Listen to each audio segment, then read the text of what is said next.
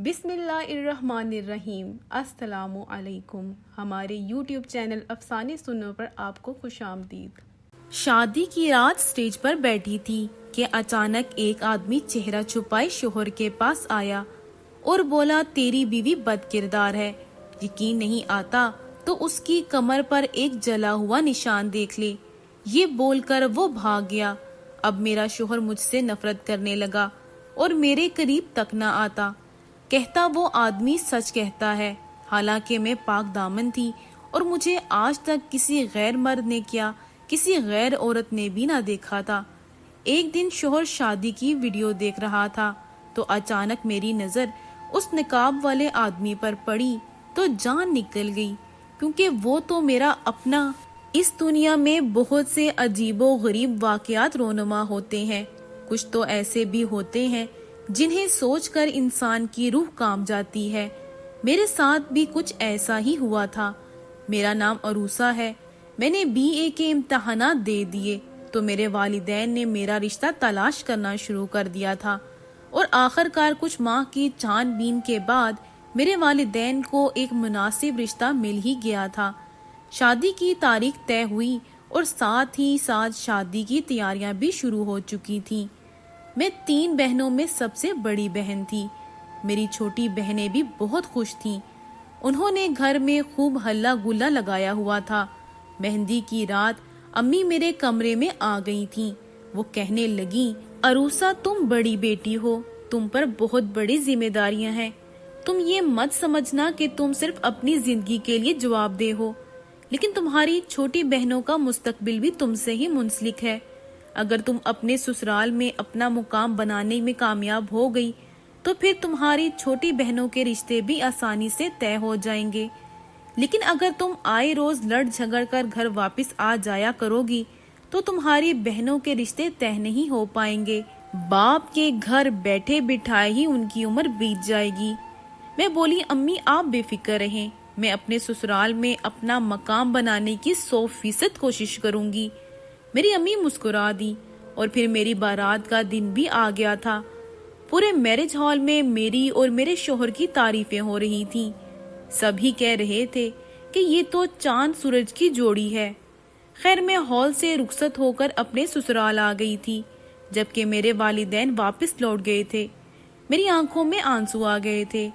वालिदैन से जुदा होना कोई आसान काम थोड़ी है। गाड़ी में बैठी हुई थी और मैं आंसू बहाती जा रही थी। तब मेरे पहलू में बैठा मेरा शोहर बड़ी नरमी से बोला था, अरूसा फिक्र मत करो, तुम रुखसत होकर ज्यादा दूर नहीं जा रही और मैं तुमसे वादा करता हूँ कि जब जब तुम अपने वालिदैन से मिलना चाहोगी मैं तुम्हें उनसे मिलवाने के लिए ले चलूंगा। गुफरान की बातें सुनकर मेरा दिल जरा पुरसुकून हो गया था। इस बात ने भी मुझे दिलासा दिया था कि मेरा शोहर एक मुहज्जब किस्म का इंसान लग रहा था। मेरे आंसू थम गए थे। फिर मैं अपने ससुराली घर आ गई। चंद रस्में हुई और फिर मेरी सास मुझे मेरे शोहर के कमरे में बिठाकर खुद बाहर चली गई थी।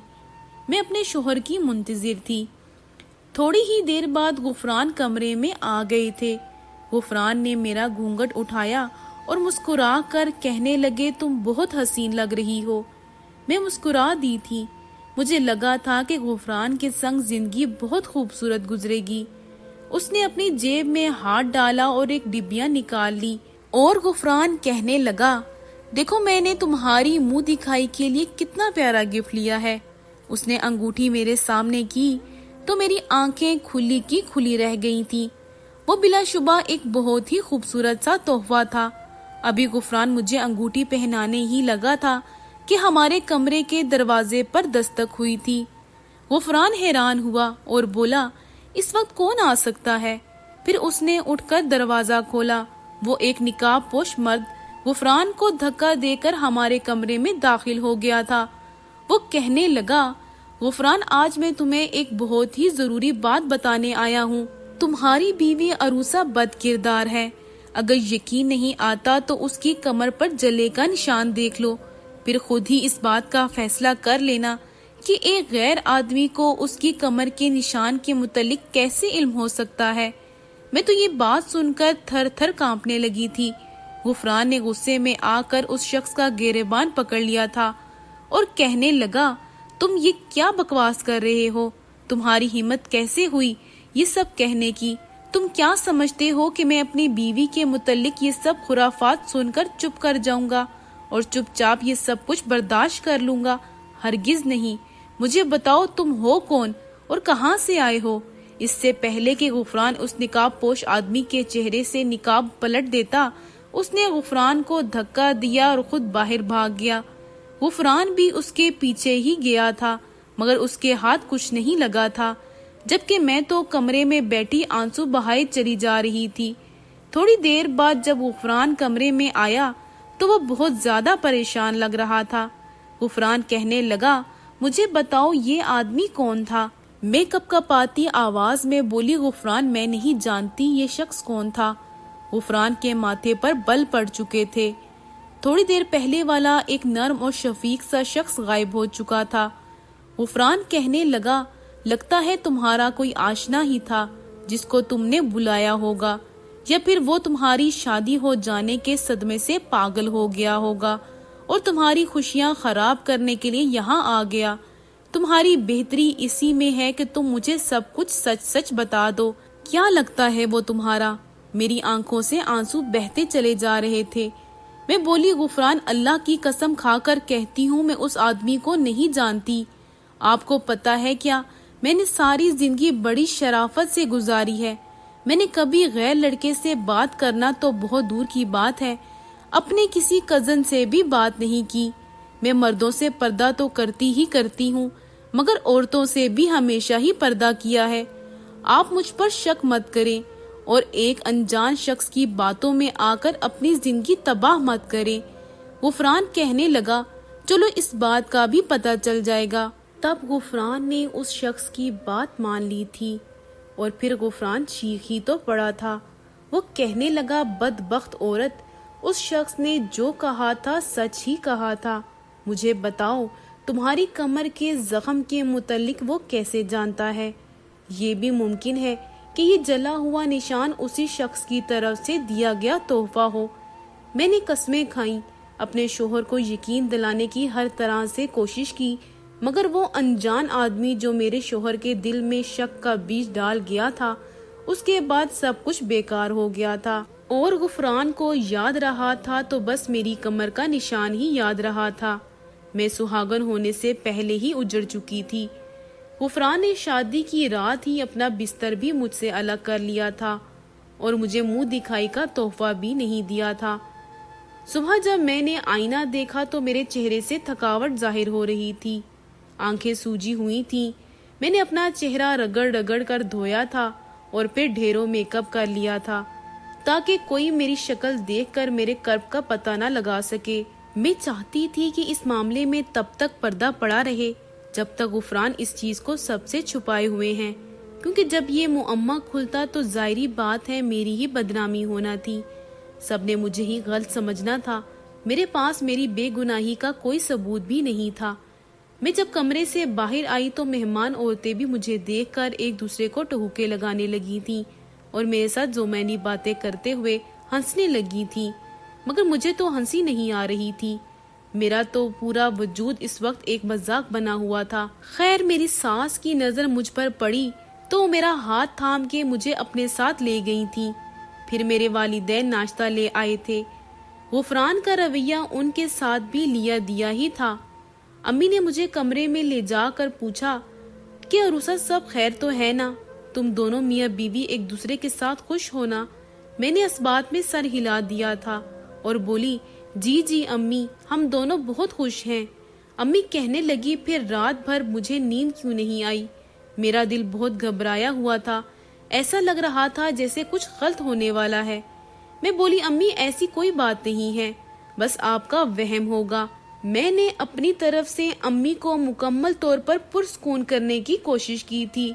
میرے والدین واپس چلے گئے تھے اور پھر آہستہ آہستہ تمام مہمان بھی اپنے گھروں کو واپس لوٹ گئے تھے، کیونکہ غفران نے ولیمے کا فنکشن کینسل کر دیا تھا۔ اس نے کہا تھا کہ میں ولیمے کا کھانا یتیم خانے میں دینا چاہتا ہوں۔ رشتہ داروں نے باتیں بھی بہت بنائی تھی، مگر غفران اپنی ضد پر قائم تھا۔ اب سب لوگ گھر رخصت ہو چکے تھے۔ گھر میں میری ساس، شوہر، جیٹھ اور جیٹھانی ہی رہ گئے تھے۔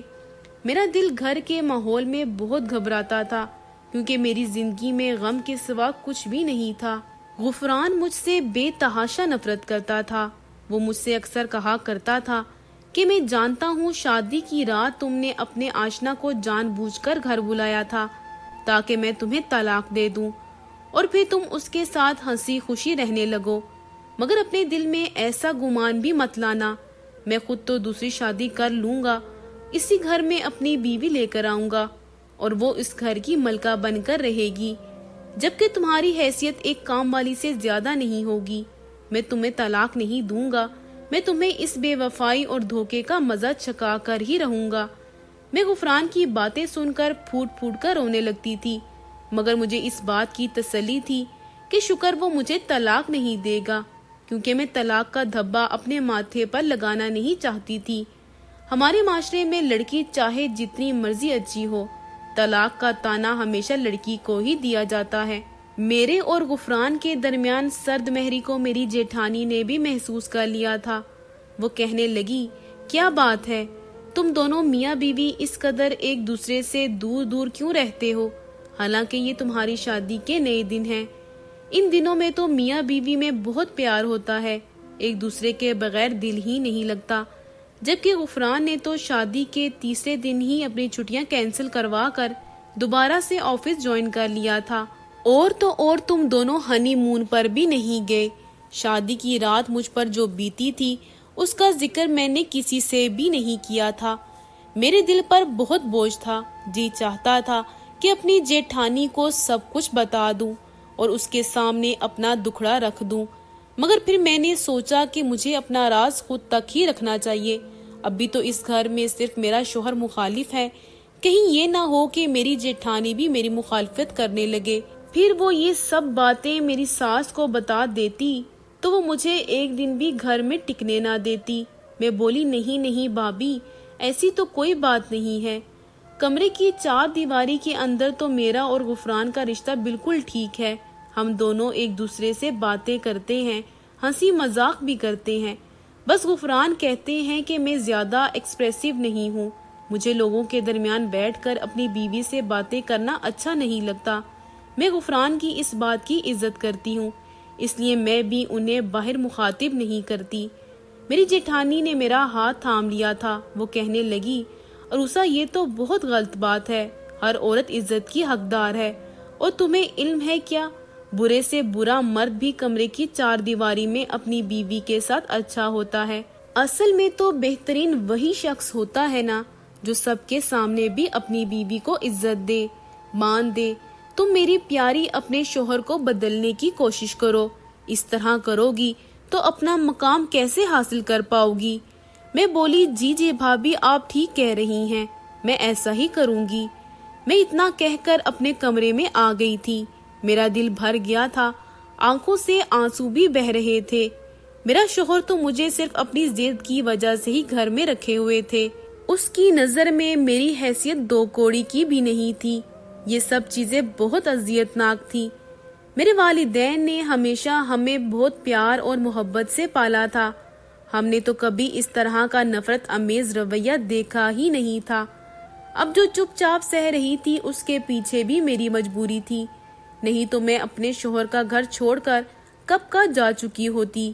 میں اب خود سے سوال کرنے لگی تھی کہ میری کمر کے نشان کے متعلق وہ شخص کیسے جانتا تھا، کیونکہ جہاں تک مجھے یاد ہے میں تو کبھی جلی بھی نہیں تھی، نہ ہی میرے بچپن میں کوئی ایسا واقعہ ہوا تھا۔ امی نے بھی مجھے کبھی اس متعلق کچھ نہیں بتایا تھا۔ اب جب میں سوچنے بیٹھی تھی تو کڑی سے کڑی ملتی جا رہی تھی۔ مجھے غفران پر شک ہونے لگا تھا، کہیں ایسا تو نہیں تھا کہ یہ سارے کا سارا کھیل ہی غفران کا رچایا ہو۔ وہ جو مجھ پر الزام لگا رہا ہے در حقیقت سب کچھ اس کا کیا دھرا ہے۔ یہ بھی عین ممکن تھا کہ وہ کسی اور لڑکی کو پسند کرتا ہو اور اسی سے شادی بھی کرنا چاہتا ہو، مگر اس کی والدہ نے زبردستی میرے ساتھ اس کی شادی کر دی ہو۔ تب اس نے اپنے کسی دوست کو یہ سب باتیں سکھا کر کہا ہو کہ میرے کمرے میں آ جانا۔ کیونکہ شادی والے گھر میں یوں ہی کسی اجنبی کا آنا اتنا بھی آسان نہیں ہوتا۔ شاید میری کمر پر جلے کا نشان ہی نہیں ہو۔ یہ سب باتیں سوچ کر مجھ میں بجلی سی بھر گئی تھی۔ میں نے سوچ لیا تھا اگر ایسی کوئی بات سامنے آئے گی تو میں غفران کو کبھی معاف نہیں کروں گی۔ میں نے لرزتے ہوئے ہاتھوں کے ساتھ ایک چھوٹا سا آئینہ پکڑا تھا اور بڑے آئینے کے سامنے آ کر کھڑی ہو گئی تھی۔ میں نے اپنی کمر سے قمیض ہٹا کر دیکھنا چاہا کہ کیا میری جسم پر کوئی نشان ہے یا نہیں۔ میرا دل بڑی بری طرح سے دھڑک رہا تھا۔ میں اپنی کمر کا معائنہ کر رہی تھی، تبھی میری نظر جلے ہوئے نشان پر پڑ گئی تھی۔ یہ دیکھ کر تو میں حواس باختہ ہو گئی تھی۔ میرا دل ٹوٹ گیا تھا، آنکھوں سے آنسو بہنے لگے تھے۔ وہ مرد سچ کہہ رہا تھا، میری کمر پر سچ میں ایک نشان موجود تھا، مگر حیرت کی بات یہ تھی کہ مجھے اس نشان کے متعلق کچھ نہیں پتا تھا۔ امی نے بھی کبھی میرے ساتھ اس متعلق بات نہیں کی تھی، تو پھر وہ شخص کون تھا جو میرے متعلق اس قدر خفیہ بات جانتا تھا؟ میں نے تو کبھی شادی بیاہ کے موقع پر کسی بھی کمرے میں کپڑے تبدیل نہیں کیے تھے۔ جہاں پر عورتیں موجود ہوتی تھی میں تو اپنے پردے کا بہت خیال رکھتی تھی۔ پھر یہ سب کیا تھا؟ وہ کیسے تھا؟ مجھے کچھ بھی سمجھ نہیں آ رہا تھا۔ میں اب اس چیز کی تہہ تک جانا چاہتی تھی، اس لیے میں نے سوچ لیا تھا کہ امی کے گھر جا کر ان سے سارا واقعہ پوچھ لوں گی۔ شاید ان کا جواب ہی میرے دل کو سکون پہنچا دے۔ اس لیے جیسے ہی غفران صبح آفس کے لیے نکلے، میں اپنی ساس کے پاس جا کر بیٹھ گئی اور بولی کہ امی کا فون آیا تھا، ان کی طبیعت اچانک سے خراب ہو رہی ہے، وہ مجھ سے ملنا چاہتی ہیں، اس لیے میں آپ سے اجازت لینے آئی ہوں کہ کیا میں اپنی امی سے ملنے چلی جاؤں۔ اگر امی کی کال غفران کے ہوتے ہوئے آ جاتی تو کسی قسم کا کوئی مسئلہ نہیں ہونا تھا، مگر اب میں مجبور ہوں۔ میری ساس ایک اچھی خاتون تھی، وہ میرا بہت خیال رکھا کرتی تھی۔ میری بات سن کر پریشان ہو گئی اور بولی، اللہ خیر کرے، کیا ہوا ہے تمہاری امی کو؟ مجھے تو ان کی بہت فکر ہو گئی ہے۔ ان کی تو ابھی 2 بیٹیاں بھی بیاہنے والی رہتی ہیں۔ اللہ پاک خیر کرے، ان کا سایہ اپنی بیٹیوں کے سر پر سلامت رکھے۔ چلو میں بھی تمہارے ساتھ چلتی ہوں۔ ساس کی بات سن کر تو میں گھبرا گئی تھی۔ میں انہیں اپنے ساتھ ہرگز نہیں لے جا سکتی تھی، کیونکہ ایک تو میں نے ان سے امی کی طبیعت کے متعلق جھوٹ بولا تھا، اور دوسرا میں امی سے اپنی کمر کے نشان کے متعلق راز جاننے کے لیے جانا چاہتی تھی۔ ساس کے ہوتے ہوئے یہ کام نہیں ہو سکتا تھا، اس لیے میں بولی، نہیں آنٹی، اس تکلف کی کوئی ضرورت نہیں ہے، میں خود سے چلی جاؤں گی، بلکہ آپ کی طرف سے بھی امی کا حال احوال معلوم کر لوں گی۔ بہت دن ہو گئے ہیں نا میں ان کی طرف نہیں گئی، شاید میرا سوچ کر ہی ان کا دل گھبرا گیا ہے۔ تبھی انہوں نے مجھے بلایا۔ میری ساس کہنے لگی، بہو جو بھی ہے، مجھے تمہاری امی کی عیادت کے لیے جانا ہی ہوگا۔ اب تو ہمارا رشتہ بھی ایسا بن گیا ہے کہ چھوٹی چھوٹی باتوں کو بہت زیادہ محسوس کیا جاتا ہے۔ اگر میں تمہارے ساتھ نہ گئی تو تمہاری امی کیا سوچیں گی کہ ہم نے کس طرح بہو کو اکیلے ہی بھیج دیا۔ تم اٹھو، تیار ہو جاؤ، میں بھی بس کپڑے بدل کر آتی ہوں۔ میری ساس اتنا کہہ کر اپنے کمرے میں چلی گئی تھی، جبکہ میں وہیں لاؤنج میں کھڑی ہو کر انگلیاں مروڑنے لگی تھی۔ میں تو بہت بڑی مصیبت میں پھنس گئی تھی۔ اب مجھے سمجھ نہیں آ رہا تھا کہ کیا کروں۔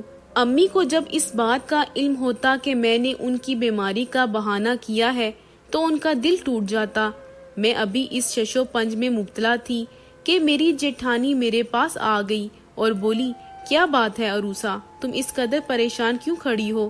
مجھے اس وقت اپنی جیٹھانی میں ایک رحم دل فرشتہ نظر آیا تھا۔ میں نے سوچا کہ یہ مجھے ہر وقت کہتی رہتی ہے کہ مجھ سے اپنی باتیں شیئر کر لیا کرو، آج ان کی مدد لے کر دیکھ لیتی ہوں کہ اس بات سے مجھے اندازہ بھی ہو جائے گا کہ وہ بھروسے کے قابل ہیں یا نہیں۔ میں بولی، بھابی، دراصل میں امی کے گھر جانا چاہتی تھی، اس لیے میں نے امی کی بیماری کا بہانہ بنا لیا، مگر اب آنٹی بھی میرے ساتھ چلنے کے لیے بضد ہیں، مگر میں انہیں اپنے ساتھ لے کر نہیں جانا چاہتی۔ آپ بتائیں میں کیا کروں؟ میری جیٹھانی مسکرانے لگی اور بولی، تم بے فکر رہو، میں اس معاملے کو سنبھال لیتی ہوں، تم بس جا کر تیار ہو جاؤ۔ میں مسکرا دی اور اپنے کمرے میں آ گئی۔ میں نے جلدی سے اپنی تیاری کی تھی۔ جب باہر آئی تو مجھے ایک الگ ہی نظارہ دیکھنے کو ملا تھا۔ میری جیٹھانی لاؤنج میں صوفے پر سر پکڑ کر بیٹھی ہوئی تھی اور ساس سے کہہ رہی تھی کہ آنٹی پلیز میرے سر پر دم کر دیں، مجھے بہت زیادہ چکر آ رہے ہیں، ایسا لگ رہا ہے کہ ابھی چکرا کر گر جاؤں گی۔ میری ساس میری طرف دیکھ کر بولی، بہو میں ماہنور کو اس حالت میں چھوڑ کر تو نہیں جا سکتی، اس لیے تم فی الحال اکیلی ہی چلی جاؤ اور میری طرف سے اپنی والدہ کی خیریت دریافت کر لینا، میں پھر کسی دن چلی جاؤں گی۔ میں نے اس بات میں سر ہلا دیا اور بھابھی کی طرف ایک مسکراہٹ اچھال کر گھر سے باہر آ گئی۔ مجھے بہت ہنسی آ رہی تھی کہ کس طرح سے میں گھر سے تنہا نکلنے میں کامیاب ہو گئی تھی۔ میں جب گھر پہنچی تو امی نے مجھے آڑے ہاتھوں لیا تھا اور کہنے لگی کہ تم تو 14ویں کا چاند ہی ہو گئی ہو، اب تو تم نظر ہی نہیں آتی۔ بھلا یہ کیا بات ہوئی کہ تم نے تو گھر آنا ہی چھوڑ دیا؟ بیٹیاں شادی کے بعد پرائی تو نہیں ہو جاتی نا، جو تم نے ہم سے اپنا ہر رشتہ ہی ختم کر لیا ہے۔ میری بہنیں بھی مجھے دیکھ کر بھاگتی ہوئی میرے پاس آئی تھیں اور آ کر مجھ سے لپٹ گئی تھی۔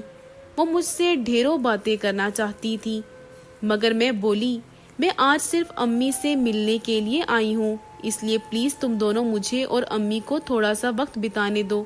میری بہنوں کا منہ اتر گیا تھا، جبکہ میں امی کا ہاتھ پکڑ کر انہیں اپنے ساتھ کمرے میں لے گئی تھی۔ امی بہت حیران ہو رہی تھی اور کہنے لگی، سب خیریت تو ہے نا؟ تم تو مجھے فکر میں مبتلا کر رہی ہو، میرا دل بیٹھا جا رہا ہے، بتاؤ ہوا کیا ہے؟ کہیں لڑ کر تو نہیں آ گئی تم؟ میں نے نفی میں سر ہلا دیا تھا اور بولی، امی میں آپ سے ایک بہت ہی ضروری سوال پوچھنے آئی ہوں، مجھے بتائیں میری کمر پر جلنے کا نشان کیسے بنا تھا اور کون کون گواہ ہے اس نشان کا؟ آپ نے مجھ سے یہ نشان کیوں چھپا کر رکھا تھا؟ میری بات سن کر امی کا رنگ زرد پڑ گیا تھا۔ وہ کہنے لگی، تم یہ کیا کہہ رہی ہو؟ تمہیں کس نے کہا ہے یہ سب؟ میں بولی، امی آج میں صرف جواب لینے آئی ہوں، آپ مجھ سے سوال مت کریں، مجھے بتائیں یہ سب کیا ہوا ہے؟ اس نشان کی وجہ سے میری زندگی تباہ ہو گئی ہے، ہو سکتا ہے بہت جلد مجھے طلاق بھی ہو جائے۔ میری امی کی رنگت زرد پڑ گئی تھی۔ وہ کہنے لگی، ہو سکتا ہے بچپن میں تمہاری کمر جل گئی ہو، مجھے کچھ خاص یاد نہیں آ رہا، مگر اس جلنے کی نشان کی وجہ سے تمہاری زندگی کیوں تباہ ہو رہی ہے؟ تمہیں کیوں طلاق ہو جائے گی؟ یہ ہلکا سا تو نشان ہے، یہ تو دیکھنے میں بدنما بھی نہیں لگتا، کہ تم ایسا کیوں کہہ رہی ہو؟ تمہارے شوہر کو کیا مسئلہ ہے؟ امی بہت گہری سوچ میں ڈوب چکی تھیں، مگر انہوں نے میرے کسی سوال کا جواب بھی نہیں دیا تھا۔ میں پوچھتی رہ گئی تھی، مگر وہ کہنے لگی، مجھے کوئی یاد ہی نہیں یہ نشان کب بنا تھا اور کیسے بنا تھا۔ میں نے سر ہلا دیا اور بولی، چلے میں اپنے شوہر سے کہہ دوں گی کہ امی کو بھی اس نشان کے متعلق کچھ نہیں پتا۔ امی کہنے لگی، تمہارے شوہر کو اس نشان سے کیا مسئلہ ہے؟ میں چپ کر گئی تھی۔ میں نے امی کو حقیقت نہیں بتائی تھی، کیونکہ پھر وہ بلا وجہ ہی پریشان ہو جاتی۔ میں بولی، امی بس ویسے ہی وہ پوچھ رہے تھے، خیر اب میں 2 گھڑی بہنوں کے پاس بیٹھنا چاہتی ہوں۔ میں اپنی بہنوں کا بہانہ بنا کر ان کے پاس آ گئی تھی اور پھر بہانے سے اسٹور روم میں چلی گئی تھی۔ امی سے میں نے یہ سب خفیہ رکھا تھا، بہنوں کو بھی اس پہرے پر مامور کیا تھا۔ وہ دونوں باہر کھڑی تھی تاکہ اگر امی اس جانب آ بھی جائیں تو وہ دونوں امی کو باتوں میں مشغول کر لیتی۔ ہمارے گھر کا صدیوں پرانا کاٹ کباڑ اسی اسٹور روم میں پڑا تھا۔ مجھے 100% یقین تھا کہ مجھے یہاں سے کوئی نہ کوئی سراغ ضرور مل جائے گا، اور آخر کار میرے ہاتھ ایک بہت ہی پرانی البم لگ گئی تھی۔ میں اسے چرا کر اپنے ساتھ سسرال لے آئی تھی۔ میں نے اس البم کی ایک ایک تصویر کو بہت غور سے دیکھا تھا۔ چند جانے پہچانے چہرے تھے، کچھ بالکل ہی انجان سے لوگ تھے، پر میں نے وہ البم چھپا دی تھی۔ شام میں جب میرا شوہر گھر واپس آیا تو میں بولی، میں اپنی بے گناہی ثابت کرنا چاہتی ہوں۔ میرے شوہر نے میری جانب بڑی حیرت سے دیکھا تھا۔ وہ کہنے لگا، وہ کیسے؟ میں بولی، ہماری شادی کے دن کی ویڈیو مجھے چاہیے، میں اس شخص کو پہچاننا چاہتی ہوں جس نے میری زندگی تباہ کر دی ہے۔ شاید میرا شوہر بھی مجھے ایک موقع دینا چاہتا تھا۔ اس لیے اس نے ہماری شادی کی ویڈیو لیپ ٹاپ پر لگا دی تھی۔ میں ایک ایک شخص کو بڑے غور سے دیکھ رہی تھی۔ ان سب میں میرا شوہر بھی میرا ساتھ دے رہا تھا۔ آخر کار ہمیں وہ شخص نظر آ ہی گیا تھا جس نے شادی کی رات میرے شوہر کو میرے متعلق غلط باتیں بتائی تھی۔ پہلے تو اس کا چہرہ ڈھکا ہوا تھا، مگر ایک جگہ اس کے چہرے سے کپڑا ہٹ بھی گیا تھا۔ میں نے جلدی سے ویڈیو روک کے اپنے موبائل میں اس کی تصویر بنا لی تھی۔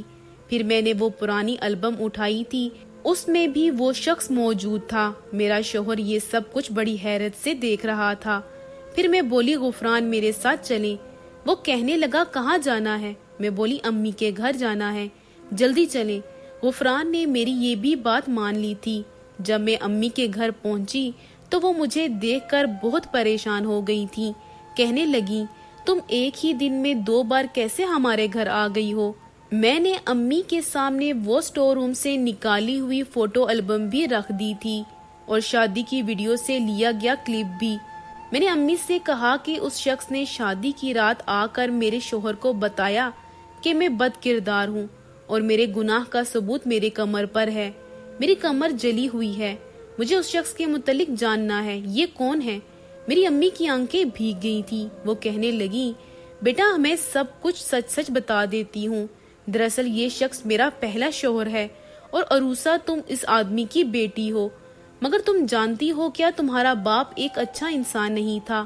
وہ مجھے مار پیٹ کا نشانہ بنایا کرتا تھا۔ تو ایک دن تمہارے ابو نے غصے میں آ کر گرما گرم چائے کا کپ نیچے پھینک دیا تھا، کچھ چھینٹیں اڑ کر تم پر بھی پڑ گئی تھیں، اس سے تمہاری کمر پر نشان ہے۔ پھر ایک دن تمہارے ابو نے مجھے طلاق دے دی۔ میری ساس جانتی تھی کہ میں بے قصور تھی، اس لیے انہوں نے میری شادی اپنے چھوٹے بیٹے سے کر دی تھی۔ میں اس کے ساتھ خوش رہنے لگی تو تمہارے ابو سے یہ سب کچھ برداشت نہیں ہو رہا تھا۔ اس نے اپنے بھائی کو مجبور کیا کہ وہ مجھے طلاق دے دے، مگر اس نے مجھے طلاق نہیں دی۔ اس کا بدلہ اس کم ظرف انسان نے اس طرح سے لیا کہ وہ اپنی ہی بیٹی کی زندگی تباہ کرنے کے لیے پہنچ گیا۔ میں یہ سب باتیں سن کر رونے لگی تھی، جبکہ میرا شوہر بھی ہکا بکا رہ گیا تھا۔ اس نے میرے سامنے ہاتھ جوڑ دیے اور مجھ سے معافی مانگی تھی۔ میں نے بھی معاف کر دیا کہ جب میرا باپ ہی اتنا گھٹیا نکلا تو شوہر سے کیا گلہ کرنا۔ اب اللہ کے کرم سے میں ایک خوشحال زندگی گزار رہی ہوں۔ میں نے اور غفران نے پرانی باتوں کو اپنی زندگی سے نکال دیا ہے۔ زندگی خوبصورت لگنے لگی ہے، مگر سچ کہتے ہیں کہ کچھ لوگ کبھی نہیں بدلتے، جیسے میرا باپ نہیں بدلا تھا۔